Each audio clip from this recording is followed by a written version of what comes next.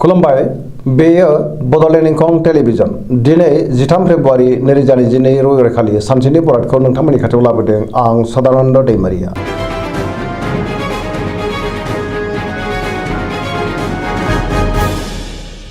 सिगां फरायनो लादों मेष राशि गिबि हांखो अ ल।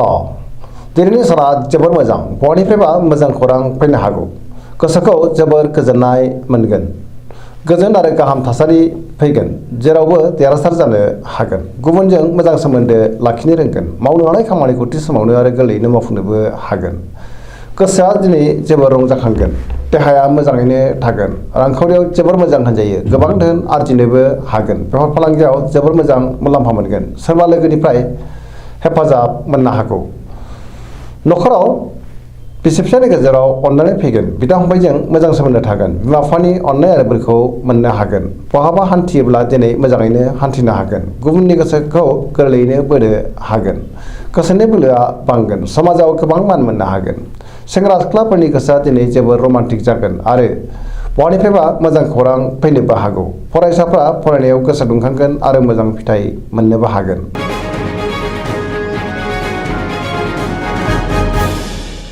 वृष राशि गिबि हांखो इ उ ब। दिनैनि साना जोबोर मोजां, सोरजोंबा बाख्नाय जानोबो हागौ। गोसोखौ दिनै जोबोर गोजोननाय मोनगोन। गोसोनि बोलोआ बांगोन। मावनो हानाय खामानिखौ थि समावनो आरो गोरलैयैनो मावफुंनोबो हागोन। समाजाव गोबां मान मोनगोन। रांखावरियाव जोबोर मोजां होनजायो। गोबां धोन आरजिनो हागोन। मोननो गोनां धोनखौबो दिनै मोननो हागोन। आयआबो बांगोन। बेफार फालांगियाव मोजां होनजायो। गोबां मुलाम्फा मोननो हागोन। न'खराव बिसि-फिसायनि गेजेराव अननानै फैगोन। गुबुननि गोसोखौ गोरलैयैनो बोनो हागोन। देहाया दिनै मोजाङैनो थागोन। अब्लाबो नाथाय जानाय लोंनायाव सांग्रां जानाया गाहाम। गुबुननि हेफाजाब मोनगोन। जायखि खामानि मावा मानो मोनफ्रोमबो खामानिखौनो दिनै मोजाङैनो मावफुंलांनो हागोन। लोगोफोरनि अनसायनाय मोनगोन। गोसोनि साननायफ्रा मोगथाङाव जाफुंगोन। पजिटिभ एनार्जिनि गोहोम गोग्लैगोन। लाइमोनफोरनि गोसोआ दिनै जोबोर रमान्टिक जागोन।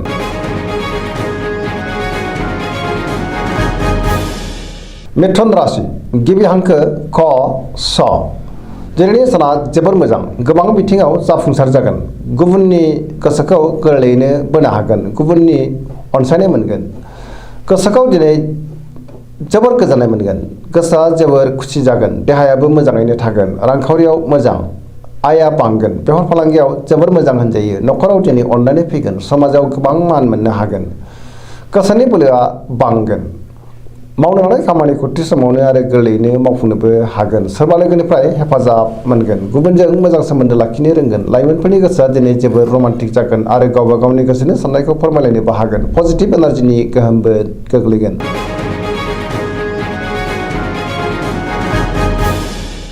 कर्कट राशि गिबि हांखो ड ड ह। दिनैनि साना जोबोर मोजां, सोरबा लोगोनि हेफाजाब मोननो हागौ। गोसोनि साननायफ्रा मोगथाङाव जाफुंगोन। गोसोआव पजिटिभ साननाय फैगोन। गोग्गो आरो गोथों साननो रोंगोन। मावनो हानाय खामानिखौ थि समावनो मावफुंनोबो हागोन। रांखावरियाव जोबोर मोजां होनजायो। आरजिनाय धोनखौ दोनथुमनो हागोन। बेफार फालांगियाव जोबोर मोजां। न'खराव दिनै अननानै फैगोन। देहाया मोजाङैनो थागोन। गोसोखौ जोबोर गोजोननाय मोनगोन। गुबुननि हेफाजाब मोननो हागोन। न'खराव बिसि-फिसायनि गेजेराव अननानै फैगोन। लाइमोनफोरनि गोसोआ दिनै जोबोर रमान्टिक जागोन आरो गावबा गावनि गोसोनि साननायफोरखौ फोरमायलायनोबो हागोन। फरायसाफ्रा फरायनायाव गोसो दुंखांगोन आरो मोजां फिथाइ मोनगोन।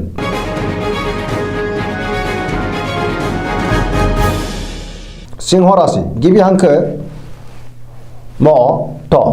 दिनैनि साना जोबोर मोजां, बयजोंबो अनजागोन आरो अनसायजागोन। गोसोआव गोग्गो आरो गोथों साननाय फैगोन। मावनो हानाय खामानिखौ थि समावनो मावफुंनोबो हागोन। गोसोखौ जोबोर गोजोननाय मोनगोन। सोरबा लोगोनिफ्राय हेफाजाब मोनगोन। बहाबा दावबायहैनो खाबु मोननो हागौ आरो मोजाङैनो हान्थिनोबो हागोन। रांखावरियाव दिनै जोबोर मोजां, नाथाय अब्लाबो खरसायाबो बांगोन। मोननो गोनां धोनखौबो मोननो हागोन। बेफार फालांगियाव मोजां मुलाम्फा मोनगोन। गोसोनि साननायखौ गुबुननो फोरमायनोबो हागोन। न'खराव दिनै अननानै फैगोन। समाजाव गोबां मान मोनगोन। गुबुननि गोसोखौ बोनो हागोन। देहाया दिनै मोजाङैनो थागोन। गुबुननि थाखाय गोबां मोजां खामानि मावनानै होनोबो हागोन। पजिटिभ एनार्जिनि गोहोम गोग्लैगोन। जायखि खामानि मावा मानो मोनफ्रोमबो खामानियावनो दिनै जाफुंसारगोन।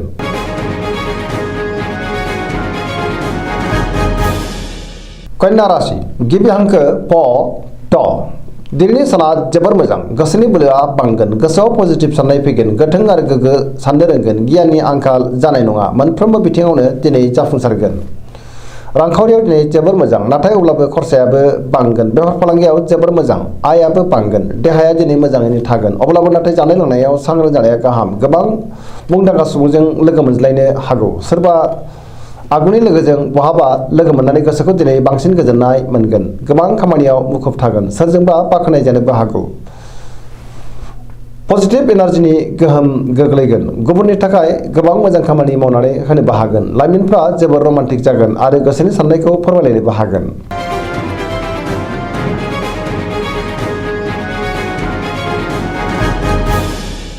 तुला राशि गिबि हांखो र ट दिनैनि साना जोबोर मोजां गोसोनि साननाया जाफुंगोन गोसोनि साननायखौ दिनै गुबुननो फोरमायनोबो हागोन मावनो लानाय खामानिखौ थि समावनो आरो गोरलैयैनो मावफुंनोबो हागोन गोसोआव गोग्गो आरो गोथों साननाय फैगोन देहाया मोजाङैनो थागोन रांखावरियाव दिनै जोबोर मोजां मोननो गोनां धोनखौ मोननो हागोन आरजिनाय धोनखौबो दोनथुमनो हागोन नखराव बिसि फिसायनि गेजेराव अननानै फैगोन बिदा फंबायजों मोजां सोमोन्दो थागोन समाजाव दिनै गोबां मान मोनगोन बेफार फालांगियाव मोजां मुलाम्फा मोनगोन गुबुननि गोसोखौ गोरलैयैनो बोनो हागोन लोगोफोरनि हेफाजाब मोनगोन गोदान आरो गोग्गो थांखि लानो रोंगोन सेंग्रा सिख्लाफोरनि गोसोआ दिनै जोबोर रमान्टिक जागोन आरो गावबागावनि गोसोनि साननायखौ फोरमायलायनोबो हागोन पजिटिभ एनार्जिनि गोहोम गोग्लैगोन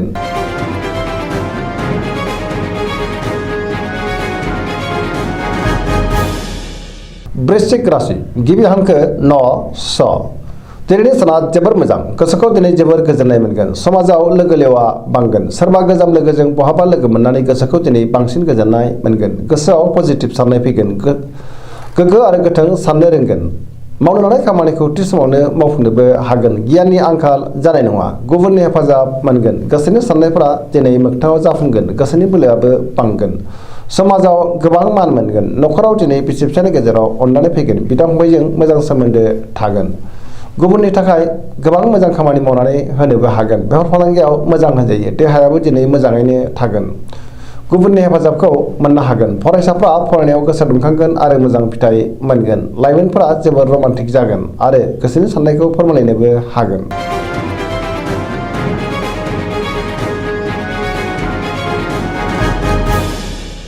धनु राशि गिबि हांखो ढ फ भ दिनैनि साना जोबोर मोजां गोसोआव गोग्गो आरो गोथों साननाय फैगोन पजिटिभ एनार्जिनि गोहोम गोग्लैगोन पजिटिभ साननो रोंगोन मावनो लानाय खामानिखौ थि समावनो मावफुंनोबो हागोन सिगांनि बबेबा आद्रा खामानिखौबो दिनै मावफुंनो हागोन गोसोनि साननायफोरा मोगथाङाव जाफुंगोन रांखावरियाव दिनै जोबोर मोजां होनजायो नाथाय अब्लाबो खरसायाबो बांगोन मोननो गोनां धोनखौबो मोननो हागोन बेफार फालांगियाव मोजां मुलाम्फा मोनगोन समाजाव गोबां मान मोनगोन देहाया दिनै मोजाङैनो थागोन नखराव अननानै फैगोन बिदा फंबायनि हेफाजाबखौ मोननो हागोन बिमा बिफानि अननाय आरो बोर मोनगोन बहानिफ्रायबा मोजां खौरां मोननो हागौ लाइमोनफोरनि गोसोआ दिनै जोबोर रमान्टिक जागोन पजिटिभ एनार्जिनि गोहोमबो गोग्लैगोन धोरोमारि बिथिङावबो गोसो दुंखांगोन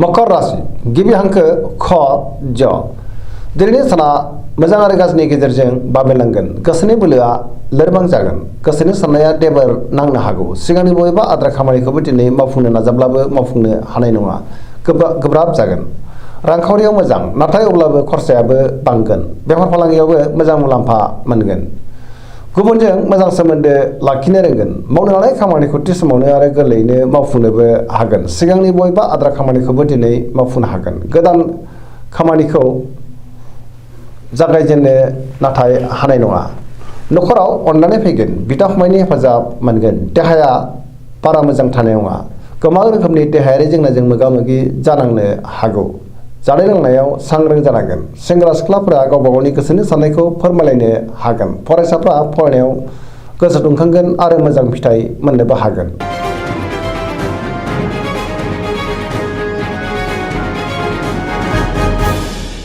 कुम्भ राशि गिबि हांखो ग स स दिनैनि साना जोबोर मोजां गोसोआव बोलो बांगोन गुबुननि थाखाय गोबां मोजां खामानि मावनानै होनोबो हागोन गोबां मोजां खाबु फैनो हागौ मावनो लानाय खामानिखौ थि समावनो आरो गोरलैयैनो मावफुंनोबो हागोन बहानिफ्रायबा मोजां खौरां मोनगोन समाजाव गोबां मान मोनगोन गोबां मुंदांखा सुबुंजों दिनै लोगो मोनलायगोन रांखावरियाव जोबोर मोजां होनजायो बेफार फालांगियावबो दिनै जोबोर मोजां देहायाबो मोजाङैनो थागोन नखराव बिसि फिसायनि गेजेराव अननानै फैगोन गुबुननि हेफाजाब मोनगोन बिमा बिफानि अननाय आरो बोरखौ दिनै मोननो हागोन बहाबा दावबायहैनो खाबु मोननोबो हागौ गुबुननि थाखाय मोजां खामानि मावनानै होनो हानानै बांसिन गोजोननाय मोनगोन।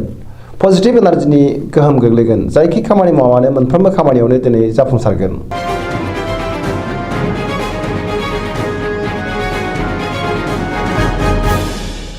मीन राशि गिबि हांखो ड स। दिनैनि साना जोबोर मोजां। गोबां मोजां खाबु फैनो हागौ। गोसोआव पजिटिभ साननाय फैगोन।